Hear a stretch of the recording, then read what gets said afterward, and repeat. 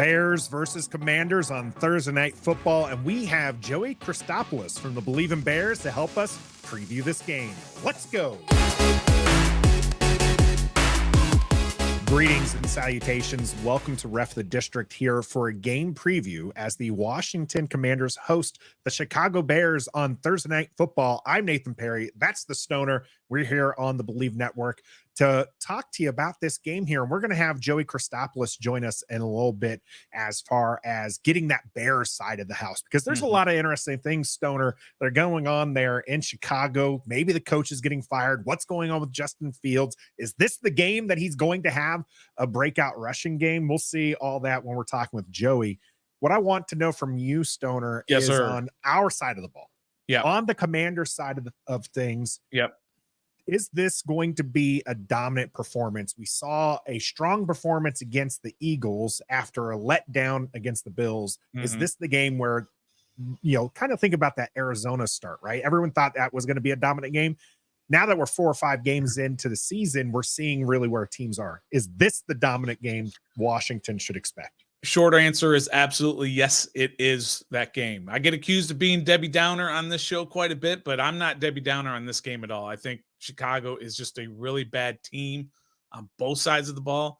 Defense, they are just really, really bad. All the signs to me are pointing to a blowout win. I'm not even looking back and saying, well, Washington doesn't do blowout wins, even if they're heavily favored. Chicago is worse than what we thought Arizona was at the beginning of the year. They are a team that's in total disarray off the field, in the front office, on the field.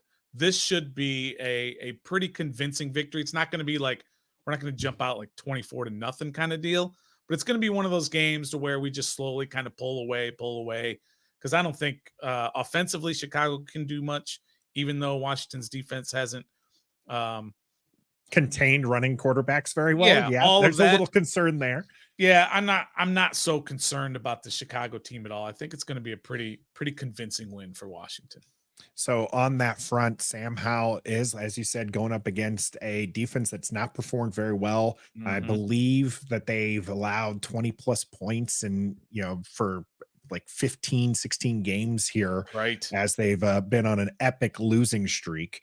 Can Sam Howell, who had a good game against Philadelphia, can he continue to progress on that here against the Bears? Yeah, absolutely. I mean, they're probably not going to do a whole lot different with the game plan because they don't have a whole lot of time to game plan. You only got a couple of days in between when they finished on Sunday and then you play on Thursday. They can't have this huge game plan where they can do their walkthroughs and practices and all that. They don't have the time to do that. So you're going to see the same sort of thing, and you're going to do it instead of an excellent defense like Philly. Now you're going to do it against the worst defense in the league. They've given up the most points. Their point differential is worse. They're last in just about every category defensively. They're starting 2 rookies at corner. It's all set up for a bloodbath there in Landover, and that's what I expect it to be in the end. Well, one could hope. We're going to go deeper into the Commander side on our flagship program Wednesday night, and of course before our play-by-play and commentary before Thursday Night Football. So we'll get more onto the Commander side, but now is the time we need to learn about the Chicago Bears. So from the Bleav Bears Network, this is Joey Christopoulos. Joey, thanks for joining us here on Ref the District. We appreciate you making the time out here to bring us the Bears side of things. One of the things that we're very interested in, you know, knowing about the Bears was they were kind of media darlings before the season started. Everyone expected Justin Fields to take that next step. And, you know, the Bears are kind of going to be in the limelight for quite a bit of the season. And now they're 0-4. What kind of went wrong here? Gentlemen, thank you so much for having me on the show. Unfortunately, yeah, I guess you could chalk it up to just the natural progression that you would expect from professional athletes and an organization that has wiped the slate clean 3 times in the last decade, and this is the 3rd go of it. And they have completely, unmitigatedly stumbled out of the gate, right? It's really hard to make predictions. When we make hot takes, about them maybe winning 10 games, going to the playoffs. You can make a hot take about them maybe being mediocre, but I don't think anyone saw the disaster that has taken place through the first 4 weeks of the season. And unfortunately, I know we're going to dive into Justin Fields, but a lot of this right now, the microscope right now is specifically on the coaching staff. You have a head coach right now who's 3-18 right now. Chop that up however you want. Baseball numbers, third down conversions, win and loss record. No matter what, however you look at that, it's terrible right now. And unfortunately, this coaching staff, which is all doing it for the first time. We got a GM doing it for the first time, head coach doing it for the first time, offensive coordinator doing it for the first time. The whole organization just seems slow to the switch on making adjustments and trying to get these young players, these players that they're trying to develop, in positions to succeed. And when that happens, this is what you get. You get an 0-4 record, an organization spiraling, a quarterback who we thought could possibly be a franchise guy, who the whole NFL, let's be fair, the NFL was talking about Justin Fields last year as a possible next future star. And unfortunately, this coaching staff, this organization might be rolling him out the door by season's end. But hey, what can I say, guys? Let's do some Bears versus Commanders 12-7, the rematch, the sequel. I'm ready, but you know, it's been a really, really tough season, a tough start of the season for the Bears. Forgive me for laughing, but we can kind of commiserate together. Please. We've been there for all these years, so we totally understand where you're at now. We've been there. Heck, we're not even sure we're out of that funk right now. We're trying to figure that out for the rest of the year. But let's dive in a little bit to Justin Fields, because that's who everybody wants to talk about. What really is going on with, like you said, he was supposed to take that next step.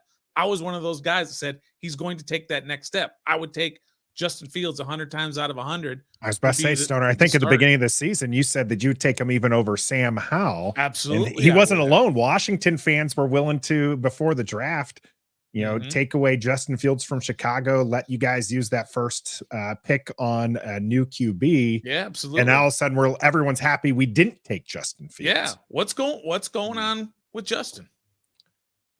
So before I take the broad view, let's go micro on this at first. Now, outside of the first 3.5 quarters that we saw last week against the Denver Broncos, again, italicize the Denver Broncos defense, where he played fantastic. The tape has been really bad on Justin Fields. Pick a part of his game, and you can have some problems with each of it. Anticipation hasn't been there. The feet in the pocket has been sloppy. The drop back has been slow. I mean, there's guys like Tim Jenkins and JT O'Sullivan breaking this down on the weekly, and you find multiple examples of even moments when the play design makes sense and is creative. He isn't seeing it. He isn't trusting it. Now, does that go back to him as a player? Does that go back to possibly the fact that our right guard had a death in the family and just now is getting back into the lineup? Our center has been a turnstile position. Our left guard got injured in training camp. He's just now returning, hopefully maybe this Thursday. And our left tackle, who didn't miss a snap last year, is currently on IR. You know what I mean? There's a chicken and the egg right there of what does he trust, what does he see, and how do we correctly evaluate? So it's just been really tough. Now, he played well last week. You're hoping that continues, because we saw a little bit of that last year. You know, objectively, for the first 2 or 3 games, Justin Fields was not very good. And it took until that, I believe it was week 5 against the New England Patriots, they started running him a little bit, getting that confidence, getting the ball out. And then we saw a nice 6-week stretch that I think started that conversation that got Bears fans and other people around the NFL so excited. But here's the broad view, gentlemen, and here's the problem. And look, this isn't new to any franchise. You guys will understand this probably as well as anyone. With quarterbacks, I just like to say it like this. Imagine there's a bridge that you need to cross. On the other side of that bridge is that solid quarterback that plays at least 10 years in the NFL, and sometimes that quarterback goes to the Pro Bowl, sometimes he wins a Super Bowl. Now, for an example, Kirk Cousins, in my opinion, crossed that bridge. And that bridge is being able to read your second progression, your third progression, and at least get the ball into the hands of the receivers. I'm not saying that makes you a great player. I mean, it makes you a stable player that can play in the NFL for a long time. A lot of quarterbacks, especially in Chicago, have walked up to that bridge and have not been able to cross it. Mitch Trubisky, cough, cough, excuse me. And I think Justin Fields is still at that point. I don't think that he has crossed that bridge. And, Alex Smith, keep naming guys over and over again. I just don't think he's crossed over to that part where he can read a defense, diagnose, and help himself out at times by, doing the little details, the little nuances and tricks to either get guys open, feel that anticipation, and get the ball out of your hands and try and help your offense. I still think he's there. So if we're having all these problems with our coaching staff and we're struggling and Justin Fields can't get to that point where he can even attempt to cross that bridge, we're almost at the point now where the Chicago Bears might move on from their quarterback again, which would be Cutler to Trubisky to Justin Fields in only 7 years. Yeah, I'm very interested in whether or not you think Sam Howell's crossed that bridge, but I got one more Justin Fields question for you. And that's that 6-game stretch. One of those things that really kind of unlocked his potential was his running ability. We haven't seen that so far this season. Yeah. Is that more designed, or is Washington going to be the one game, or the first game of the season where he's just going to break out and have 100+ rushing yards? Well, the storyline out of the Denver game obviously was that Sean Payton and the Broncos defense specifically did not want him to get on the edge and run with the football. So they tried to do a lot of pinning him in and keeping a spy on him at all times. So he was able to throw the ball, and then when they dropped back in his zone in the second half, he started to struggle a little bit. Chicago Bears fans, we've been waiting for it, and I'm just so curious to see. I have a couple of theories, right? Obviously, the first one last year, it was so refreshing that honestly Justin Fields can get 6 or 7 yards with his legs whenever he wanted to last year. Mm-hmm. It was really that simple for him. He is a guy that still has that speed and that elusiveness, and he was so deft in the pocket to make that first guy miss that no one's beaten him to the edge. So the part that they haven't figured that out kind of escapes me a little bit. My two theories on it are a couple things. One, we're an outside zone running team. We haven't seen a lot of that this year. For whatever reasons, whether you want to call it offensive line or whether you want to call it personnel, I dare to trigger myself by bringing up Chase Claypool. But it is so funny that when you start to look at football teams and you say, hey, we've got this talented guy who can stretch the field, this physical specimen like Chase Claypool, we have to play him. And then you put an inactive guy like, I'm sorry, I'm going to say it, Equanimeous St. Brown, a guy that, NFL, everyone goes, ugh, he ain't on my fantasy team. Who cares? But this is a guy who cares about outside zone blocking. This is a guy who sticks his nose into it and will chip either on an offensive lineman or just give a little bit enough of the linebacker. And I'm telling you guys, it was a huge part of Justin Fields' running success last year was that we had guys like EQ St. Brown out there doing a little bit of the dirty work. And he's been inactive every single game until this last week. And now Chase Claypool isn't on the field. So sometimes it's a little bit about reading your personnel. And there's another part about this coaching staff, obviously trying to force feed something. I mean, this happens all the time, I think, in NFL franchises where it's like, and Matt Nagy used to call it, well, we're going to run offense 2.0. All right, well, why don't we just get really good at 1.0?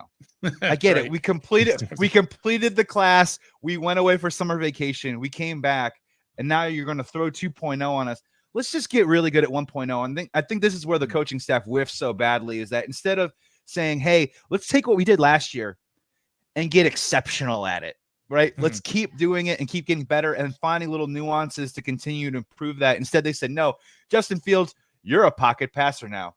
You have all these weapons. You're going to sit with these 5-step drops. You're going to scan the field, and we're going to figure it out. Lo and behold, the offensive line isn't very good. Lo and behold, maybe that isn't Justin's strong suit, and they got away from it. And now maybe you're right. Maybe they do double back now on Thursday Night Football and try and get back to the football that Justin should have been playing all along. But it's all these things that lead towards, mismanagement. And then all of a sudden now we're pointing the finger at a quarterback and now we're saying to ourselves, is he any good? I don't know if you can pick and parcel and say it's just his play. There's more at work here. That's what I've never understood about guys with his ability to run the ball. Why are they taking that out of his hands? Because that's what makes him special. That's what's always made him special. It's very not like RG3-esque in a lot of this exactly too, where second season came back. They're like, we're not going to run him. RG3 didn't want to run the ball. That's what makes him special. After getting injured, and now look, a decade later, and he's not in the league. Yeah, it's crazy that they'll do that they'll just take that special thing that he has, and instead of trying to work off of that, they just try and say, well, use that when you have to, but you need to be a pocket passer. And it drives me crazy that coaches do this.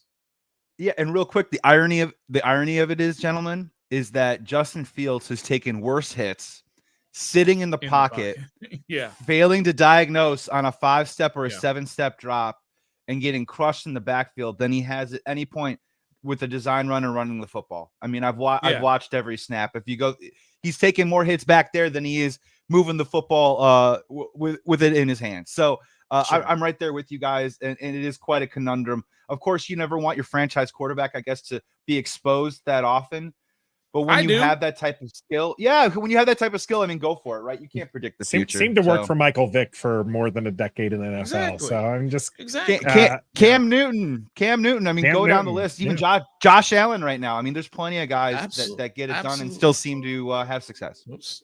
Yeah, absolutely. Moving away from Justin Fields here, what are the weapons that Chicago has, either on offense or on defense? You mentioned Claypool, probably going to be another healthy scratch as he's fighting with the coaches. So where are the weapons outside of Justin Fields? What should we be scared of? Ooh, what should you be scared of? There's the answer. Hurricanes, tornadoes, earthquakes, something along those lines. Look, I'll do the best I can to shine up this turd. Obviously, let's start first and foremost with DJ Moore, right? DJ Moore is a guy who can get open, and more importantly, once he gets the ball into his hands, he's a tough guy to bring down. You got to get a couple of hats on this guy to bring him down. Now, to be very fair, our offense has been terrible, but if you look at the box score, DJ Moore does have 2 100+ yard receiving games under his belt this season. And he is the best path towards the success. When you talk about Justin Fields, the guy does like to throw the ball down the field if you give him an opportunity. That's where you're going to find DJ Moore. I'll be honest, I am a huge fan of Khalil Herbert. This is a guy who I think they thought was just kind of a change of pace type of guy. But if you see, the guy runs pretty tough between the tackles. He has that speed to get around the edge. You got to watch out for him in the screen game. You know, when the Bears started out the season, my optimism was rooted in, for the first time in a long time, the Bears had 3 home run hitters on the team who could take it to the house at any time. Justin Fields, Khalil Herbert is still on that list, in my opinion. So he's definitely a weapon for sure. Cole Kmet's fine. He's solid. You know, I think his threat is, you know, in the seam game, in the play action pass. Yeah, so look, Cole Kmet, solid player. I mean, the guys you're probably gonna have to worry about is a guy like Khalil Herbert running on the edge, a guy like possibly DJ Moore getting the football in his hands in the middle of the field. Defensively, guys, I got nothing for you. Okay, I really don't. The defense perhaps is worse than it was last year. To be very frank, I want our GM Ryan Poles to succeed, but the arrogance of Ryan Poles to punt on the defensive line for 2 seasons in a row in a rebuild just blows my mind, guys. Just blows my mind. We got 2 team sacks right now. Former Bears Khalil Mack tripled that in one event this past Sunday. Yeah. So guys, look, we on our defense, on our secondary, we're already onto our second stringers about 75% across the board.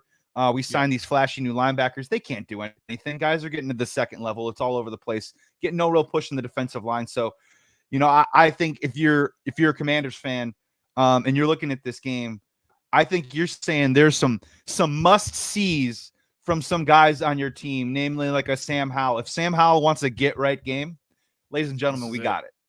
This is it. Yeah. So this is not a case where Chicago fans are sitting there looking at Washington and saying, well, we're going to win a couple of games. We're not going 0-17. Maybe this is our first one of the year. No. 6 days ago, sure. I was sitting there lathering myself up, and look, we get the Broncos, turn right around, get a Washington game, you're 2-3, and everything maybe doesn't look quite as bad as it's actually looked this season when you do like the 1-loss record in the preseason. But no, look, I mean, this is one of the tougher times I've ever been a Bears fan. They got to show me something before I start running around and saying that they have any business beating any other football team, because they do such a good job of beating themselves. We're sitting there with the number 1 and the number 2 pick next year. I know things change. It's not going to stay like that. But we've lost 14 in a row, guys. Yes, we haven't won it's not been since good. October 22nd or something. I mean, this is epic proportion levels. I think, and for the second week in a row, if I may add, this is the second week in a row when the Chicago Bears fan base isn't even focusing on the opponent. Like last week, it wasn't even about Denver. It was more about coaching staff, Chase Claypool, ruining Justin Fields. What happens now? This week, we're not talking about Washington. We're talking about, does Eberflus survive the night? You know what I mean? This is the first inkling this week where we've heard rumors not out of Chicago but around the places of, should Justin Fields be on the trade block? Does he make sense in Atlanta? Do you cut bait? Now, these are the things that we're not even talking about, the keys to the game out here, because I think they're irrelevant, because I just don't think we're a competitive team right now. So if they go out and win, I'll be the first one to be surprised. Stoner, I have to say, I'm happy that that's no longer us. That's normally Washington, week 5 of the season. You're like, wait, what is our draft position again? Oh, that's right. We gave up at first, or we gave up a second round. And oh, wait, this person's going to be here. We're going to get a new coach and all this. So it's great to hear that it's no longer just Washington. I'm stirring the echoes, gentlemen. That's right. So on our side of the ball, so Washington is hosting your Chicago Bears. You mentioned not investing into that defensive line. Washington's heavily invested into their defensive line. How, you just said, you talked about Mac's superb game. What can Washington's defensive line expect to do this Thursday Night Football?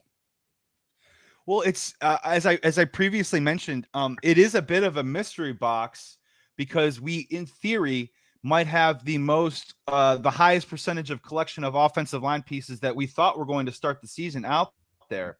As I mentioned, Tevin Jenkins might be returning from the IR at left guard, which would move Cody Whitehair to center, Nate Davis at right guard, and Darnell Wright, our rookie, at right tackle. That was the plan going into training camp. Now, obviously, Braxton Jones is on IR. We got to deal with that.